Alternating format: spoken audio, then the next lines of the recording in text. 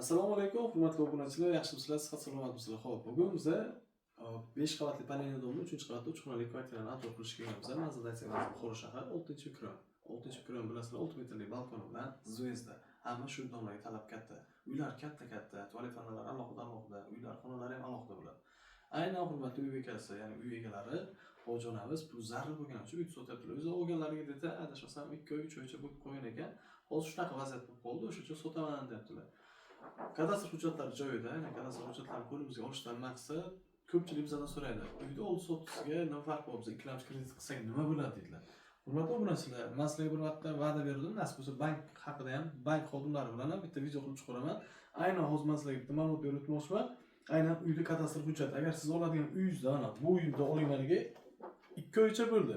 Aynan hurmatli uy egalariga agar kredit qilib bersak, hech qanaqa soliq chiqmaydi, ya'ni uy egalariga zarar tegmaydi. Sizlarga ham. Qaranglar. Mulkni baholash degan sistema qismi bor. Kadastr hujjatlarda, shartnomada bo'ladi. Ana bu joyda e'tibor berib ko'rsalar ana. Uyda tan narxi kiritilgan 559 million so'm. Bu degani, agar dollarga bo'lsak, 13 ming AQSh dollaridan hisoblasak, 13 ming AQSh dollari kelib chiqadi. Uy egalari olgan summa shu narx bo'lyapti. Undan keyin u yoq remontchilarni qilgan, yo'q ishlar qilingan. Hozir hurmatli uy egalariga pul zarar uchastka olyaptilar ekan, shu uchun sotyaptilar.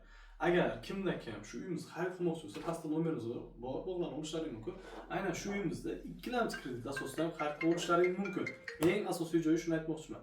Boshlang'ich to'lov uchun где-то 13 ming, 14 ming AQSh dollari bo'lsa, xudo xolasa ikkilamchi kredit asosida xarid qilib olasizlar. Ana bu o'tirgan joyimiz, zalimiz. Zalimiz ham juda ham keng va katta, ya'ni tepasida yukseklarda o'rnida chiroyli ishlovlar berilgan. Domimiz ham veterinariy holatda turibdi. Endi uyda adorini boshlaymiz nasib bo'lsa. Xo'p, ichki eshiklarga qaraysizlar. Ichki eshiklarimiz endi cho'p eshiklardan qo'yilgan.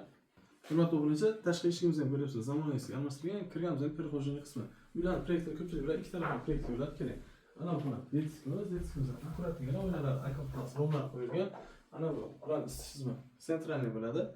Uyimiz ko'ryapsizlar, fayz barakatga xonador. Ortiqcha qiladigan ishlarimiz o'zi yo'q, kirib yashash imkoniyatiga egasizlar. Keling ana bu joyda detiskisi, ispan qismi.